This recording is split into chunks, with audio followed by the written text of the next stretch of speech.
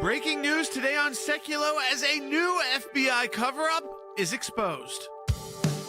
Keeping you informed and engaged, now more than ever. This is Sekulow. We want to hear from you. Share and post your comments or call 1-800-684-3110. And now your host, Jordan Sekulow. All right, folks, welcome to Sekulow. We are taking your calls too, 1-800-684-3110. That's 1-800-684-3110. We talked to you about this earlier, this FBI training program. An individual involved who participated in this program, who was part of the Palestinian secret, like a secret police or special police unit in the West Bank. So this, again, this is not the Gaza Strip. We're not talking about Hamas here, but more links to the PLO and Palestinian Authority. And we played for you that graduation video. That's a 10-week professional course of study for U.S. And international law enforcement managers nominated by their agency heads. And this National Academy program trains these in some of our tactics from the FBI. And there's a graduation ceremony. We played the graduation ceremony for you. And in the graduation ceremony, the guy on the microphone who's introducing the graduates, when it gets to the individual from the West Bank, says that he is from Ramallah, the state of Palestine, which, of course, the United States does not recognize a state of Palestine, nor does the United Nations, though they are not actually a full member state of the UN. They have some representation there, but even the United Nations has not come to a full agreement on that. And so some countries recognize, some don't, but we certainly do not in the United States. And you have to wonder, why are we even training Palestinian terrorists while they are still trying to utilize U.S. funds to pay their pay-for-slay program, which we were supposed to stop with the Taylor Force Act, but yet the Biden administration got millions and millions, probably more than like billions of dollars over to the Palestinian Authority and their autocratic leader, Mahmoud Abbas. So we played you that. We filed a FOIA, and Will, the video, nowhere to be found now. That's right. As we've seen even back in the Obama administration, when sometimes these bureaucracies get caught on something, all of a sudden they try to make it go away. So we filed our FOIA request on Monday. I've got it right here, and we're trying to get answers about the decision-making process, why this man was noted of being from the state of Palestine at Quantico at an official FBI ceremony. And mysteriously, as we were doing more research for blogs, for our website, for this broadcast, members of our team went to go look at that original graduation ceremony video, which was an unlisted video. It already wasn't something that they wanted super forward-facing. It was an unlisted video. So we had found it earlier through a link from a nonprofit that supports the National Academy and those that graduate. And when you went to that link, it says that the video was removed by the user. So the account for the National Academy had removed the graduation ceremony. It is nowhere to be found, which is prompting us to update our requests to the FBI. Why was it removed? What communications around that were it to be removed? Why at this time, when we're coming up on the transition of administrations, and there will be a new FBI director, does it appear to any observer that they're trying to cover their tracks about this? We also found from other sleuths on the internet and things of that nature that this individual had a table set up at the reception that had a placard that said State of Palestine and a map that showed what he believes to be Palestine in the state of Palestine with a Palestinian flag over it covering the entire state of Israel. Don't say Israel's separated out from that map. And yet, will that come down? So he's pretty bold.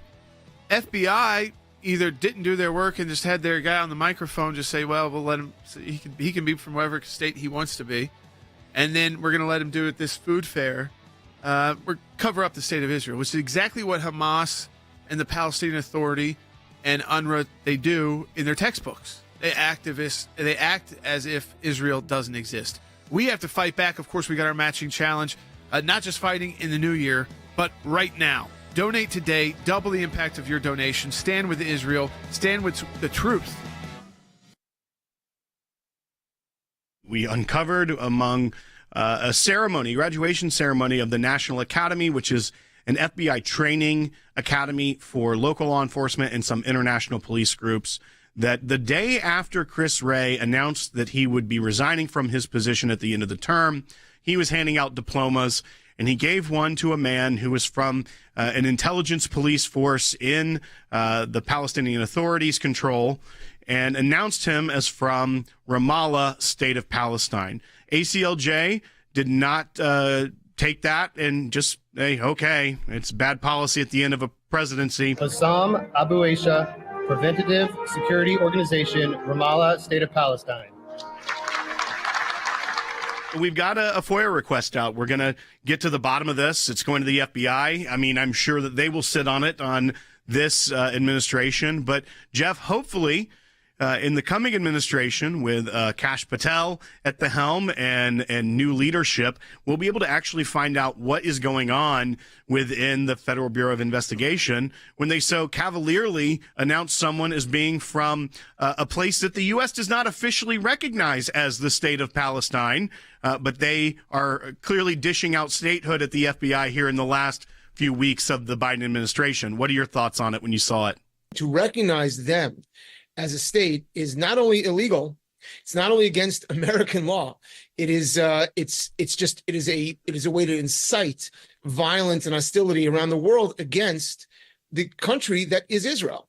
And so, yeah, it's a disaster. And I'm very glad that the ACLJ jumped on this. And yes, people didn't hear about it so much in Israel yet, but because there's so much else going on here. But it's necessary to find this out. It's necessary to uproot this.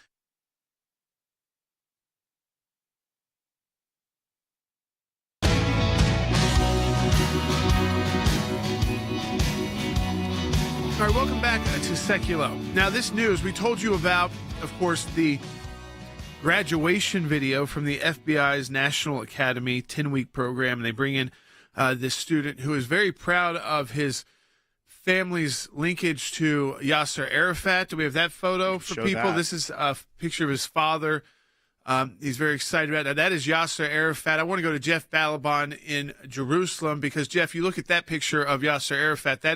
That's not old man Yasser Arafat. That is Yasser Arafat towards right in the middle of running a terrorist organization. That's right. Look, I think we all understand that Yasser Arafat never really stopped being a terrorist. In fact, Yasser Arafat famously wrote what he called the phased plan for Israel's destruction in 1974. And the plan was to get a toehold, which was, i.e., obviously the Palestinian Authority, and thereby destroy the entire state of Israel using the Palestinian Authority, which is just the PLO, as a way to eradicate Israel. So he's always a terrorist, but he pretended to be a statesman and was awarded, as we know, a Nobel Prize. But this, as you point out, Jordan, predates that. This was when he was proud, openly terrorist days. That's right, Jeff. And in this image, he even says, "May God have mercy on the symbol Yasser Arafat, healing and long life to my father, God willing." But then there's also an image on his Facebook page. Someone shared a video on his Facebook page, and it's in Arabic. And he liked the video that someone posted. But we looked into that, and it's a eulogy in Arabic by an Iraqi poet to the, quote, martyr Saddam Hussein. So already we're seeing, as if it weren't enough that he worked for a security service with the Palestinian Authority, we're seeing questionable things publicly from this person the FBI was training. So not only are we concerned about the FBI's judgment and who they take on as trainees in this National Academy program, but when you see the images that he was allowed to set up a table at a reception with a placard that said State of Palestine and an image that it's hard to see because it is further back, but when you look and zoom in, there's a Palestinian flag that covers the entire state of Israel.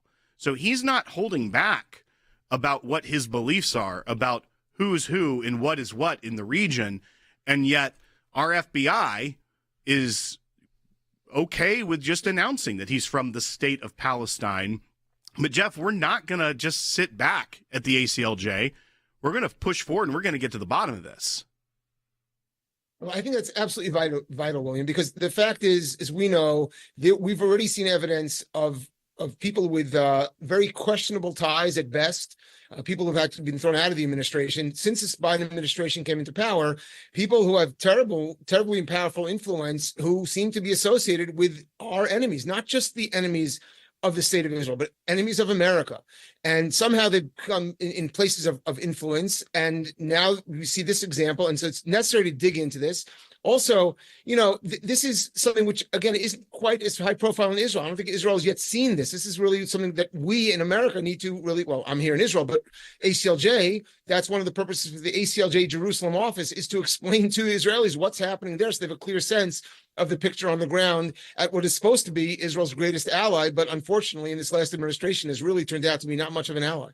And no one had an issue. I want to put that map up again on the screen. I can't imagine that with the well-trained FBI officers that you've got there that are part of this international training program, that if you put up a map like that, which shows that Israel tries to show that Israel doesn't exist, you put the Palestinian flag right where Israel is, and you don't even try to make notations, that no one saw that, Jeff. No one thought that that was potentially inappropriate, where this guy, maybe we should have researched before bringing him over and seen how much praise he has for people like Saddam Hussein on his social media. He's got that he's shared. He's got this, of course, his father's connection to Yasser Arafat that he's very, again, proud of and putting out. He's not trying to hide this anywhere. And then when he gets to America, I think he probably says, let's see how far I can go with this. I'll write down state of Palestine. Let's see if they'll say it. They did. And then when we had the food fair, I'll smile. I'll put up my little food place. We can do the backup photo too, so you can see. It was just like, hey, try some food from this part of the Middle East. But look at where the placement was of the state of Palestine. I mean, that's the biggest state of Palestine I've ever seen developed by anyone. I mean, when you look at that, yes, I mean, yeah, and I mean, it's covering up basically all of Israel. He puts the flag right in the heart of probably Jerusalem. And I guess, we've got an issue. I thought FBI training, these would be pretty top level folks, Jeff, that would be able to see this and say, you know what, this violates our policies as the United States government. Let's be very clear. Jordan, you're right. This is a genocidal image. This is the definition of genocide. It's the eradication of an entire nation. That's what this image represents. That's what the state of Palestine represents to them, and that's what they're producing here. And you're right, at the FBI itself, it's.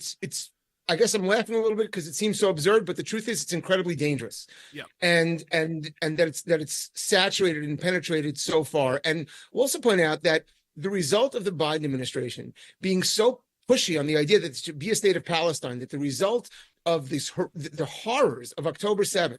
The horrors, the atrocities, is that these people should be rewarded with a state, and that they keep on pushing this idea has led the state of Israel, or the Knesset, the legislature, to pass two laws, twice separately, resolutions, saying with overwhelming majorities, saying number one, there must not be a unilateral recognition of a state of Palestine. Directly after Joe Biden made a comment about the state of Palestine, saying, no, do not recognize it. And of course, this is what they seem to be trying to do. Facts on the ground. And number two, passed another one to make it clear, if the first wasn't clear, it's not just unilateral recognition, that Israel says, no, you cannot reward the horrors, the terror, the murders, the war with a state, because it's also an existential threat to the state of Israel. And you see this image shows you the existential threat. I want everyone to understand right now that we are in, right now, the final 2 weeks of our Faith and Freedom Year in Drive. Your ACLJ, we take on literally hundreds of cases every year. Just this year alone, we've handled 126 legal actions battling deep state matters. That's just deep state matters. 126 legal matters.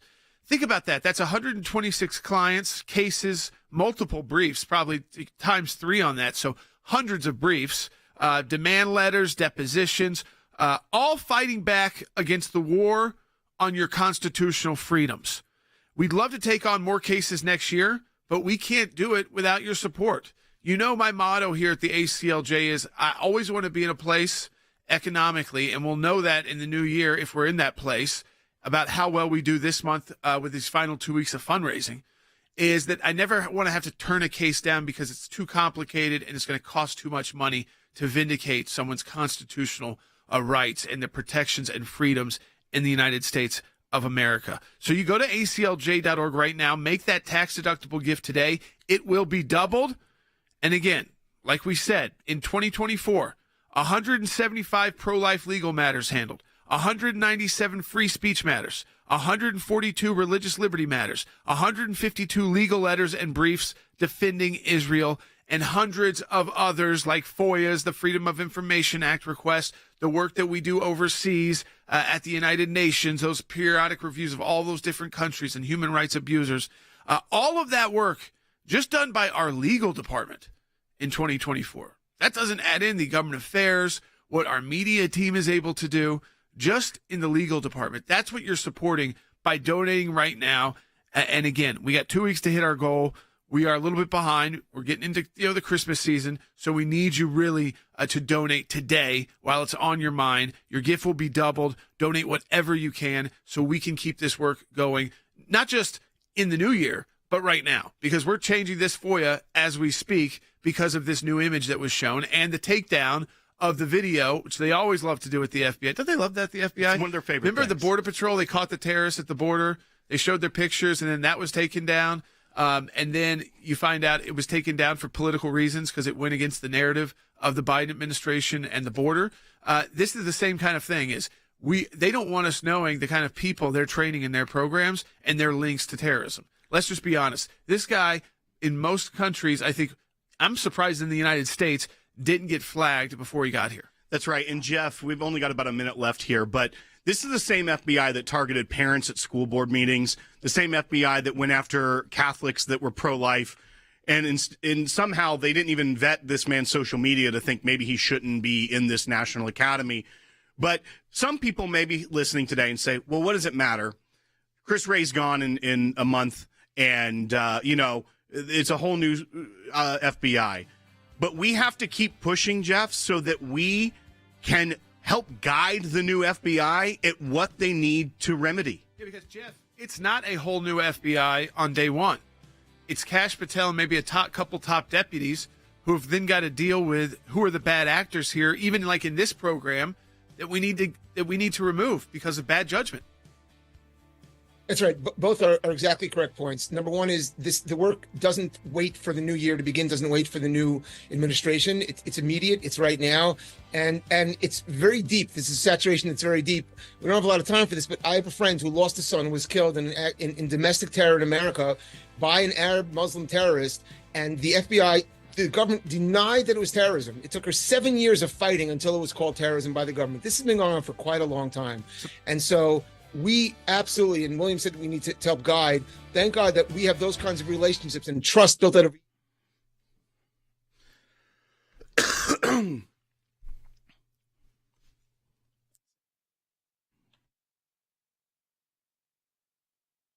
No idea, no clue, no reliable information. The government knows what is happening. Look, our military knows where they took off from. If it's a garage, they can go right into that garage. They know where it came from and where it went. And for some reason, they don't want to comment. And I think they'd be better off saying what it is. Our military knows and our president knows. Nothing nefarious, apparently. But they're checking it all out. I think it's just one.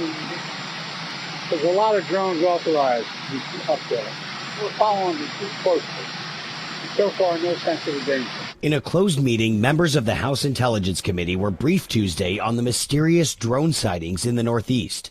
But after about 90 minutes, still there are questions left unanswered. If there is nothing to be concerned about in any capacity, why does it require a classified briefing of such to tell us they're hobby drones, they're airplanes?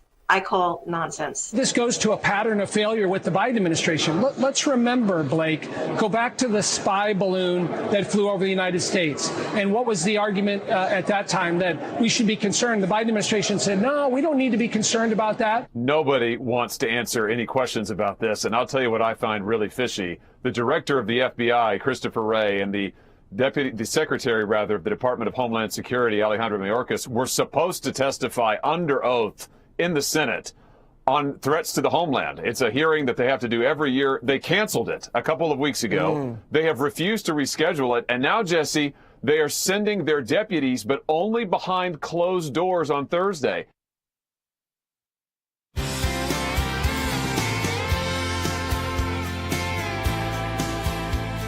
Listen, I'm not afraid to talk about these drones because President Trump said the government knows exactly what they are and what they're doing, and they're just not going to tell the American people. He's probably not in a position yet, though he's getting briefings to go ahead of Joe Biden, go ahead of the White House. Though once he becomes president of the United States, that all bets are off. He can share whatever information with the American people he wants. I mean, that was this talk about classified information.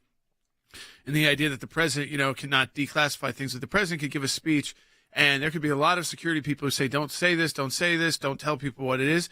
And he could absolutely explain what it is. Maybe it's positive, maybe it's a negative, maybe it's not coming from a bad state actor, but from our own, law enforcement agencies who don't want us to know what they're testing and what they're trying to do. But I do think we're not too long away from getting an answer on this issue, which, again, they tried to gaslight people on, make people all out to be crazy, say they were all airplanes. I mean, there's not that many low-flying small airplanes ever. I mean, you have to be a lot more careful in that, especially when you're in the tri-state area. If you know about that, you're talking about multiple airports with, international flights coming in and out, some of the busiest airports in the world. And these drones are just flying all around, no problem, no big deal, and below radar. This is why it reeks. But Joe Biden finally answers a question about it. So here we go. Now, again, take it with a grain of salt. It's coming from Joe Biden. He doesn't do a lot of answers to questions like this, but even he has to finally answer this because it's getting to a boiling point with not just Republicans, but Democrats as well, especially state leaders. Let's take a listen. All those drones over New Jersey. What's behind all of that? Nothing nefarious, apparently, but they're checking it all out. I think it's just one. There's a lot of drones authorized up there. I think one started and they all got it. Everybody wanted to get in the deal. Okay, so he's saying there's a lot of drones authorized up there, and once one started, they all got. Everybody wanted to get a deal. Now, people think of drones, I think, two different ways. They think military and like law enforcement drones. I mean, there are drones that can carry, as we know, for a long period of time, we've had drones that are basically bombers and can shoot missiles and have killed terrorists before. And we have pilots basically sitting like they're flying an airplane in buildings in Northern Virginia and Washington, D.C., suited up. They've showed this before on television. That's no secret. But that's why when people said, well, some of them look like the size of planes, that would be true for the more of the military side, law enforcement side. I don't want you to think in your mind drone, the kind of, the toys you can buy or these kind of collector drones that you can do. What he's talking about here is something that had to be registered at least. Right. So that's something different than your kid is buying at the, ordering on Amazon. Right. Like a small drone, if it's under the rules and regulations by the FAA, if it's under 250 grams in weight, so if it's 249, which many of the hobbyist drones are, you don't have to register it. If it's above that, you have to actually get basically like a tail number for it with the FAA. You have to take a class. You have to be licensed to fly the drone. But what I think the biggest problem, and I think this whole thing, this whole questions around this, shows all the incompetence of the Biden administration in one story at the end of his term. Because as he's trying to say, and may be a very legitimate answer, that there were some that caused concern and then it snowballed because the media went wild and the administration said nothing. And then anyone who ever sees something flying in the sky is then concerned it's one of these drones, even if it is a hobbyist drone. And he's trying to say, then maybe people wanted to get in on the deal and start causing more chaos. But regardless what the answer is, they caused this problem.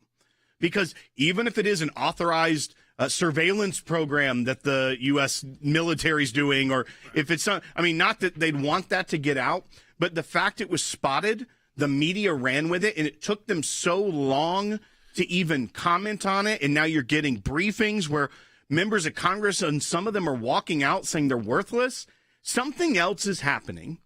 And whether it's all of them are drones or either are specifically, there is something there that they don't want to publicly say. Yeah, I mean, they try to say, well, some they of it's keep saying aircraft, it's some not of it's this. a foreign actor, leads you to believe it's probably some sort of government program that they don't want to talk about. But yet, at the same time, it's a government program though in New York and New Jersey and Pennsylvania, in some of the most heavily populated areas in those states. You know what? People are going to see it, though, and they're going to ask questions. So this is not the best place to test some program you're trying to keep real secret, because people start seeing all this and they go, wait, I live near the airport, so I know what it looks like usually. This is not what it looks like. So you're trying to gaslight these people by saying, no, this is just the normal planes. Well, no, it's not, because they're from these areas. They know what the normal planes would look like. It's like they're trying to run a top secret program, or at least they're acting like it's something like that, in a place where people can just look up in the sky and see there's just too many flying objects right now in the sky. I don't care. I'm not trying to talk about aliens here. We're just talking about flying objects. How are there this many? And again, I know the rules change in the evening and things like that with the lighting and the amount of time some of these drones, 12 hours up. That's I don't even know. That's got to be a very expensive, even like commercial drone. Well, and here's the other problem here, Jordan, is that we talked about the FBI and their policy changes or non-policy changes here at the administration, as well as what appears to be some problematic posts on this trainee at the National Academy's Facebook account, but yet he still went through the program. This is the same FBI. This is a statement from FBI law enforcement saying FBI Newark and the New Jersey State Police and dozens of other agencies and law enforcement partners have been out every night for several weeks to legally track down operators acting illegally or with nefarious intent and using every available tool and piece of equipment to find the answers the public is seeking. The FBI has been out there for weeks and still don't have the answers the public are seeking, and they're now warning people don't shoot down drones. They're letting it get out of hand. This whole FBI, this whole story shows you everything that has been wrong for 4 years. They can't answer the questions of the public. The public is freaking out because they don't have confidence in the leadership. The FBI can't get answers after being out for several weeks. How is our FBI not able to have answers? And even if they say, we have the answers, but we can't release them right now, but don't worry, something's wrong. Yeah. It's why we have to keep pushing on these things, too, as we mentioned in the last segment, because there are people in the deep state, there are bureaucrats that will not leave with a new administration. They still have their jobs. It's our job to help the incoming administration by doing this broadcast, filing FOIAs, so that it is on record at the FBI what's wrong and what they need to address. And then reminding them, hey, we've got a pending FOIA about why this video was taken down, why and who said it was okay to call it the state of Palestine. That's how we get to the bottom of it. Just because there's a new administration, our work doesn't end. It becomes more important than it ever has been to help root out the deep state, drain the swamp, and to make America a place that we remember, guided by the rule of law and the Constitution. Folks, this is the time. As we talked about the deep state, we've had 126 legal actions battling the deep state matters this year alone. That's 126 clients, cases, briefs, and demand letters. That's, just to compare, we had 197 free speech matters. Think about all these, and that's just a little bit of our work. That work has to continue when the new administration comes in. You have to help them out because you've got to keep flushing out the bad actors, these videos, and so they know who to go to. So support the work of the ACLJ today. It is so important. We're running behind our goal here. We need you to donate today. Double your impact. Whatever you can give, donate. Some people think champions are bored, that it's a title that requires something only a handful can ever possess. There are times in our lives that we are called, every one of us, to step up and serve a cause greater than ourselves. Even when the loudest voices in the room say it's wrong, then it can't be done. It can be a difficult stand, but it's one any of us can make, including you. You can be the change. You can make that difference. You can be a champion. We cannot do what we do without you. By becoming a monthly donor, you can become a champion of life. A champion of liberty, a champion of freedom. Please join us. Become an ACLJ champion today.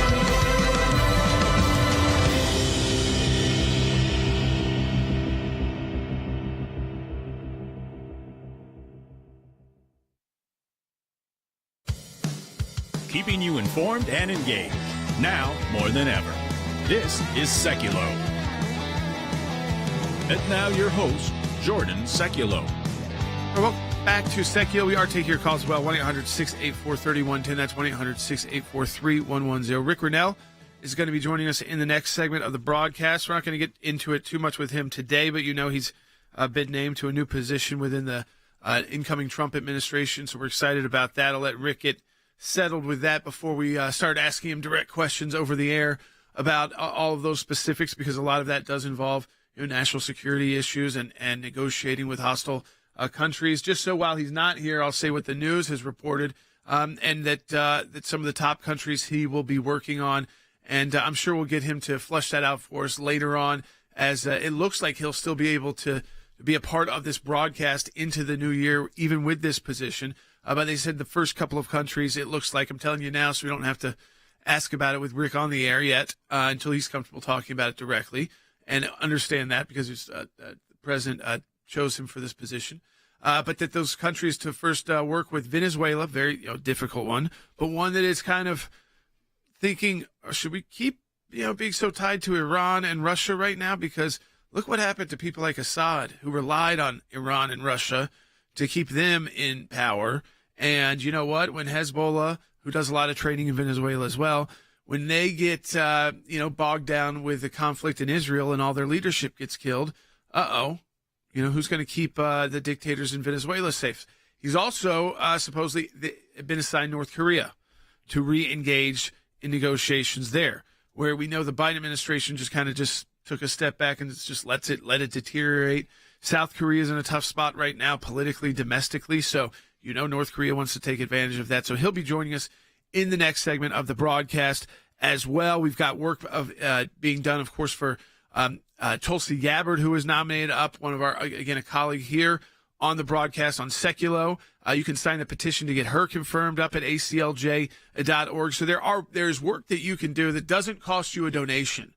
If you're not in a financial place to do that, that you can take online right now at ACLJ.org. And I want to make sure our team also gets those petitions out to people so that if they can't make that financial contribution right now, where they're trying to get some Christmas presents and put all that together, maybe some travel together, even with the inflation and things like that, that you still are engaged in very important work for us that does make a significant difference, and it does when you sign those petitions, especially for these nominees.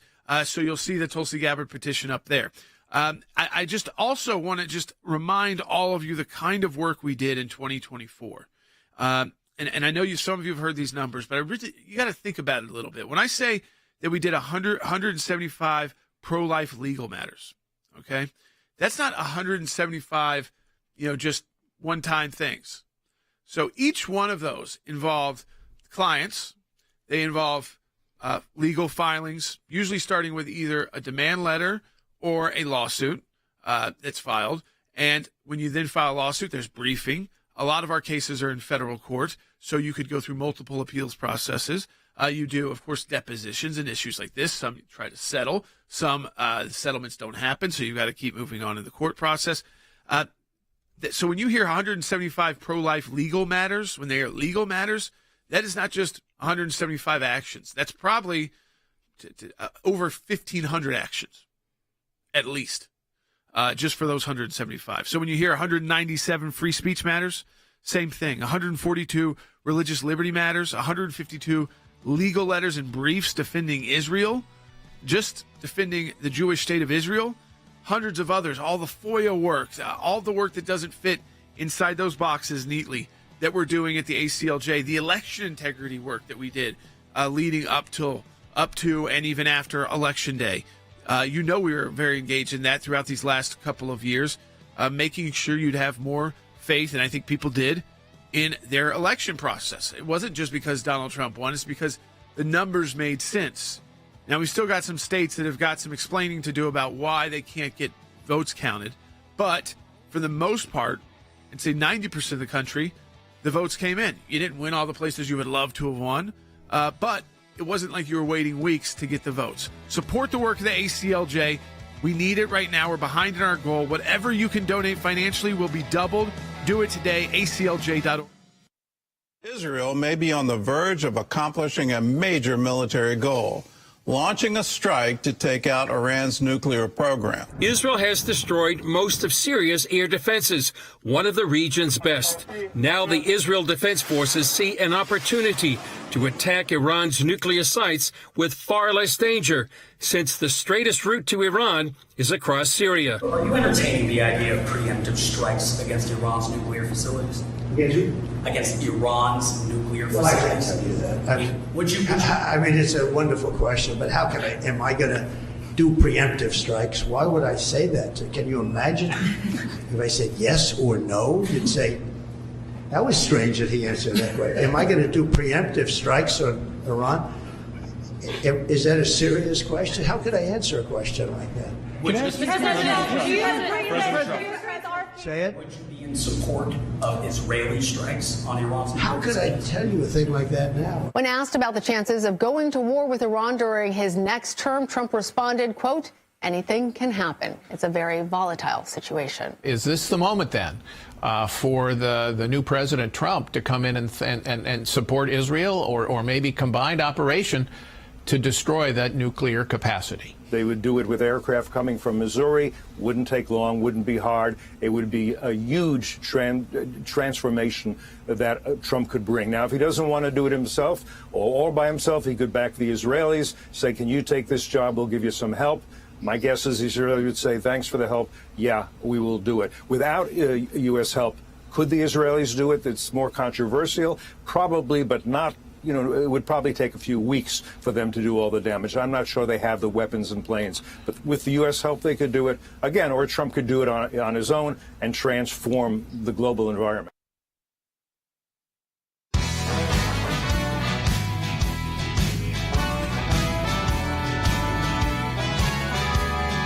All right, welcome back to Sekulow. Rick Grenell joining us right now. And Rick, I know, again, there's a lot to talk about going on in the world and how the Biden administration is kind of leading this Trump administration into, I mean, you can look at kind of disaster after disaster, if it's domestic, if it's foreign, but also on these issues, specifically the questions that President Trump is getting asked by the media. I mean, some of the most ridiculous questions. I mean, you wonder, again, I guess because they were used to talking to Harris maybe so much that they just thought, we'll throw this out there and see if we can catch him, you know, giving people a glimpse of his thinking involving Iran and preemptive strikes. Let me play this for everybody, Rick. I know you've heard it, but let me play this for everybody so that they hear the question and President Trump's response. Are you entertaining the idea of preemptive strikes against Iran's nuclear facilities? Against who? Against Iran's nuclear. Well, I can't tell you that. I mean, it's a wonderful question, but how can am I going to do preemptive strikes? Why would I say that? Can you imagine if I said yes or no? You'd say, that was strange that he answered that way. Am I going to do preemptive strikes on Iran? Is that a serious question? How could I answer a question like that? Say it. Would you be in support of Israeli strikes on Iran? How could I tell you a thing like that now? It's just so you don't talk about that before something may or may not happen. You know, just I don't want to insult you. I just think it's just not something that I would ever answer having to do with there or any other place in the world. See, Rick, I think that what's interesting here is that President Trump by the left is this caricature that he would throw, you know, if he would just totally answer questions like that. And they assume, you know, he's just going to throw it all out there. And what I see is someone who has been president before, has learned a lot over those first 4 years. And I think because of that is going to be able to, and it's a big statement to say this, but accomplish even more in these next 4 years because he has learned the ways of Washington and the mainstream media. And he's not afraid of them, but he's able to respond in a way that's not necessarily, again, being mean. Just like, hey, you know, I get your question, but I'm the incoming president of the United States. I'm never going to answer a question like that to you. And he shouldn't, by the way. Yeah. Look, you can add this to the very long list of things that are going to change in Washington. This is Washington speak versus Trump speak. And Donald Trump is an outsider. He doesn't like political lingo. He doesn't like to be long-winded and not get to the point. He wants to answer the question. And, you know, we talk a lot about the value of Trump and how he's a credible threat. But one of the greatest values for President Trump is that he is very direct. He speaks to people outside of Washington, D.C. The Washington, D.C. crowd asks this silly question. And everybody outside of D.C. says, he'll never answer that question. Why are you even asking it? And rather than give the typical Washington response of like, well, we have this interagency process and we're thinking of doing this, that, and the other, and you really talk for 5 minutes and say nothing, Donald Trump is just like, that's a ridiculous question that no one should answer. And it makes sense to the rest of America because that's what we're thinking. And the ways of Washington are changing. They're being challenged, and it's all a very good thing. We're going to be transparent, and that's what common sense government reform is about, transparency. And Rick, I think that we are seeing an existential crisis in the media unfold before our very eyes. I mean, you have Michelle Goldberg writing in the New York Times, "The Great Capitulation. Powerful Americans have lost the will to resist Trump." You see the chaos that happened at CNN after their reporting in Syria ended up not turning out the way they wanted it to. And even the settlement with President Trump because of statements George Stephanopoulos made, they're so blinded by their bias that they truly believe. I think that reporter truly believed, because in that reporter's mind, Trump is so deranged, he would answer a question about preemptive strikes because he wants to go bomb everyone and go to war, even though we know from the previous 4 years that isn't the case. And so that's why it's obvious to those of us outside of D.C. that he would never answer that question, because he's not deranged. He's not the lunatic that the media wants you to believe. He knows this isn't a question you answer. But I think our media, we are seeing more and more, they don't have the power to think rationally anymore. And I think that's a good thing for the American people to realize that's how our media is. But I wanted to get your thoughts on that. Well, look, one of the great things about this past election is that we saw the entirety of the D.C. system and the media newsrooms of Washington completely melt down and go after Donald Trump, calling him everything from Hitler to a threat to democracy to, everything. They went all in. They spent hundreds of millions of dollars to trash him. Washington, D.C. did everything they could. They emptied their arsenal against Trump, and they lost. The American people rejected Washington, D.C. and the media system. We now see that the viewership, the ratings for television and Washington, D.C. style media outlets is tanking. They need to wise up. I'll tell you one group that's wised up, the owners of these media properties. Jeff Bezos and others, you now see what's happening with the LA Times, which I'm a little skeptical of the ownership there still. But they have realized that their business model of only trying to appeal to half the country on the left is a dumb business model. It hasn't worked. So what they're now trying to do is to say, maybe we should have a business model that tries to get 100% of the American public. I do believe that we have to understand as consumers of news that every outlet is biased, every outlet is a business, and so you as a consumer of news have a responsibility to have multiple news sources. You can't just get it from one, you got to get it from multiple news sources, and you need to be skeptical, and you need to be challenging of what you're reading and what you're hearing. But at the end of the day, this is all very good for Americans because the power is draining from Washington already, and Donald Trump hasn't even shown up. No, I mean, that's what has been interesting. It's like, Rick, a lot of people have said, though he's not in the position to make the decisions, he's already become like a de facto president again, because people have realized they know the significant changes that are coming. They know that the House Republicans are in charge, the Senate Republicans are in charge. The team is coming together. The names are out there, their backgrounds, their kind of their policies, how they're going to, you can look back and see kind of how that will all work together. And that, it's not going to be the same time like it was the first time he took office, where this was pretty new to him and a lot of members of his team to be at that level of government, even though those who had worked in government before. So some of they know the pitfalls, they know the bad actors to stay away from, they know some of the problems with the bureaucracy that you've got to be, got to really watch yourself around.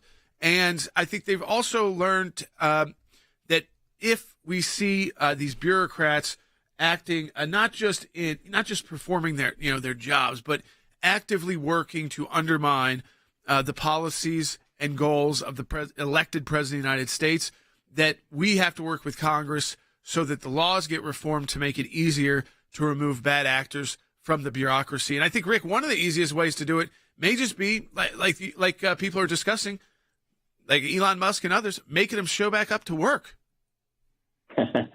Yeah, look, I'm struck with, Jordan, after your question, I'm really struck with the fact that the overwhelming thought that God has a plan, and we don't always love the plan. I certainly know that over the last month.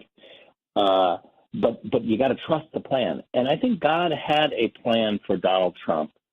And to have this break, I now see it very clearly.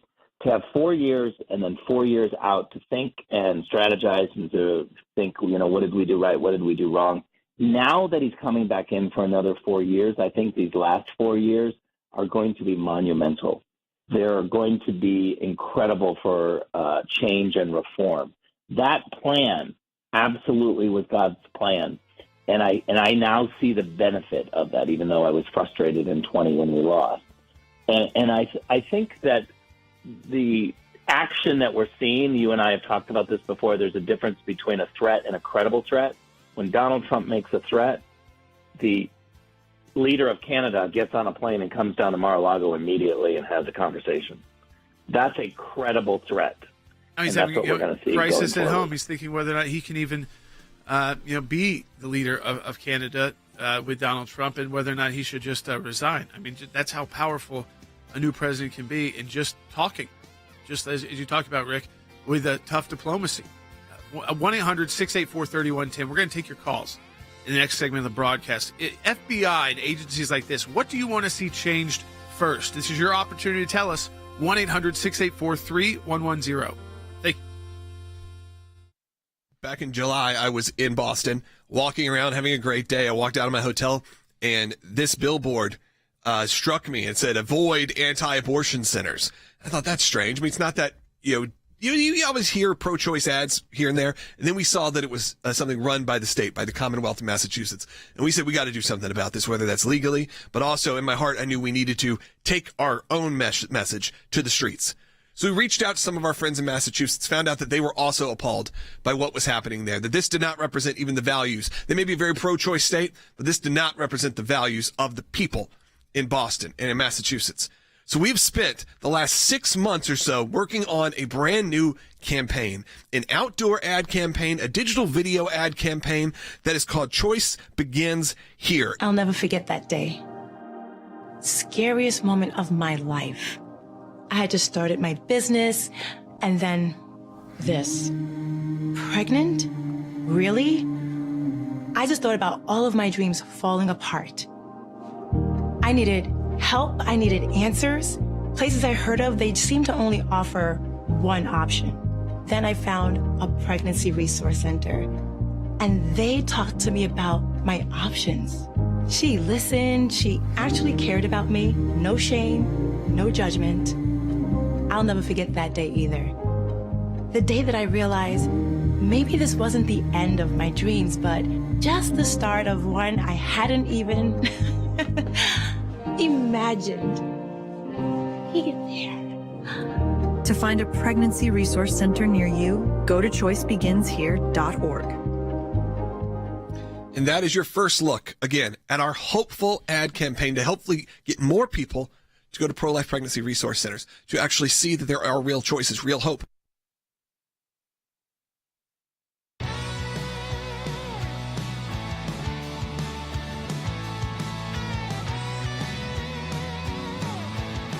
All right, welcome back to Sekulow. We are going to take your calls, too. You got to get them in this segment very quickly. But the question is this, 1-800-684-3110. That's 1-800-684-3110. I love that even you turn on and President Trump's new haircut is even in the news. I think, he had a hat on. If a lot of us, some of us who have longer hair, I know I see your comments sometimes on my hair in the chats. Sometimes we go longer, sometimes you go shorter. But, for those of us who have these kind of wild hairs, if you keep the hat on, that's kind of what it looks like, regardless of how you style it, especially if you're playing in places that are still pretty hot, 88 degrees, that your hair is not going to look the same as it does, after you've taken a shower and put a suit on. But it's interesting that even those kind of stories people are watching closely. I actually think the media to some point is starting to, again, embrace the fun that can come with Donald Trump, too. That he wasn't screaming nasty at that reporter about the Iran question. He said, it's a good question to ask. I just can't answer it. Well, and you know what the difference is, too, is that the Donald Trump that a lot of people voted for in 2016 was that persona, that kind of not aloof, but freewheeling, having a good time, joking with reporters. But what happened? Why did we early on in his administration not see it? The Russia hoax. Yeah. Because he had to go to battle to even save his own presidency from day one.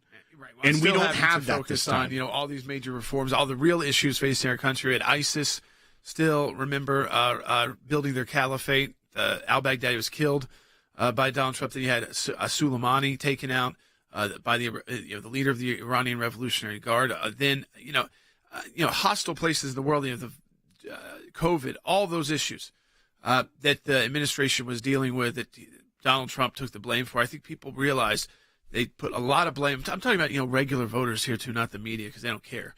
They tried to put the blame on him, and then realized when you look back in history, wait, he put together Operation Warp Speed. Whether you took the vaccine or not, he made it available. He didn't try to mandate that you all have to take it, but he did make sure that it was available. And so but he could still bring in someone like an RFK Jr. to say, let's make sure we're doing these things, long-term vaccines that the kids take and get those series of, and new things that pop up.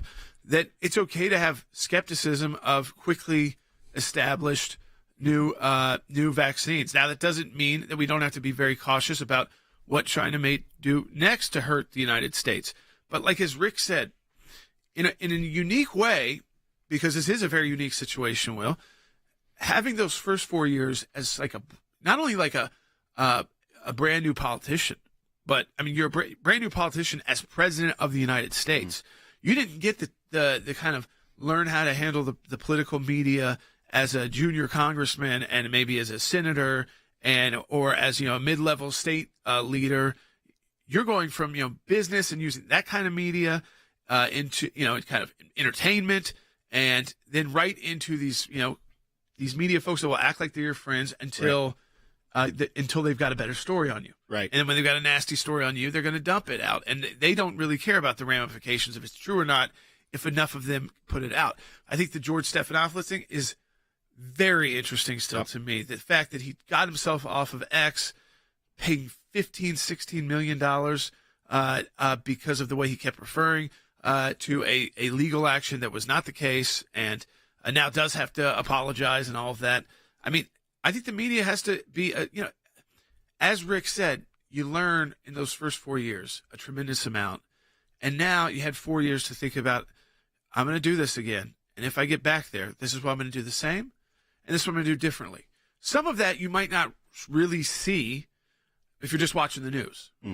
But I do think if you watch a little more closely, you will start to see that. This is someone now who has made very difficult decisions before. He knows these things aren't easy. That things aren't always easy to get done. Like, you get the Abraham Accords done, and you think the whole world would be praising it, and they're not. And they'll even try to undo it. The United States would try to undo it, the Biden team.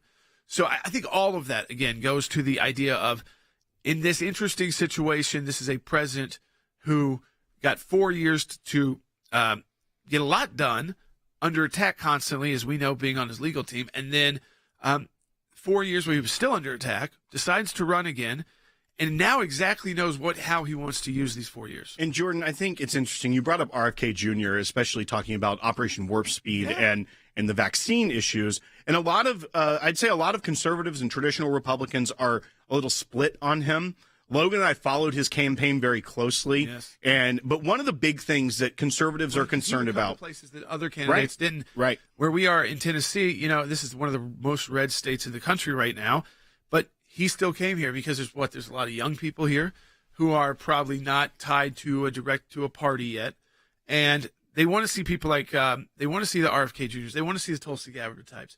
That's the kind of people that are interesting them now in the Republican Party. Right. But one of the big concerns of conservatives has been his evolving views on abortion and being pro-life. He was originally said he didn't believe in restrictions, and during his campaign actually changed and gave a very rational response of, I didn't think elective late-term abortion was a thing. I've now seen the data, and I believe we need to have restrictions on this. But Josh Hawley, Senator Hawley, met with RFK Jr. yesterday as he's making the rounds. And this is just an impressive list of things that RFK Jr. said to Senator Hawley that I think should really tamp down some of the concerns pro-life Americans, as we have our campaign for ACLJ.org/SaveBabies to advertise pregnancy resource centers to get more pro-life messaging out there. RFK Jr. told Josh Hawley he committed to reinstate President Trump's pro-life policies at HHS, including the Mexico City policy where Americans have to pay for abortions overseas and ending taxpayer funding of abortions domestically. He supports reinstating the bar on Title X funds going to organizations that promote abortion, Planned Parenthood. He pledged to reverse the Biden administration's Section 1557 rule and also said that all of his deputies at HHS would be pro-life. He told me he believes there are far too many abortions in the U.S., and we cannot be a moral leader of the free world with abortion rates so high. And finally, he pledged to reinstate conscience protections for healthcare providers. Those are things we're fighting for right now in New Mexico for hospital workers that are being told they have to perform abortions which violate their faith. It's happening to a nurse in Kentucky we're fighting for. So that list right there, I think that's really reassuring that he knows who his boss is. He knows he serves at the pleasure of the president and therefore can't just run amok with a more liberal view on abortion because that's not the mandate he's been given. And we are still fundraising, too, for that campaign. And I know, again, we have begun to sign some contracts to start that media campaign because of the donations we've received. My brother Logan was very clear with you that we need to raise about $500,000. And if we can do that quickly enough, we know that we can do this in other states that are hostile to these pregnancy resource centers, which are on the front line of the pro-life movement. And they're still going to be hostile to them if Donald Trump's president. So it's a key time to support the work of the ACLJ. We have new campaigns to start, to launch, to protect and defend, and also let people know the truth about pro-life pregnancy resource centers. We also have the ongoing cases that we've talked about, and I can't even imagine the amount of new cases we will have with the administration that is coming in with so many of our friends and allies who will be looking to support from the American Center for Law and Justice. You want to be a part of it, you donate today. We are behind in our right now, so we need you to donate, double that donation at ACLJ.org today.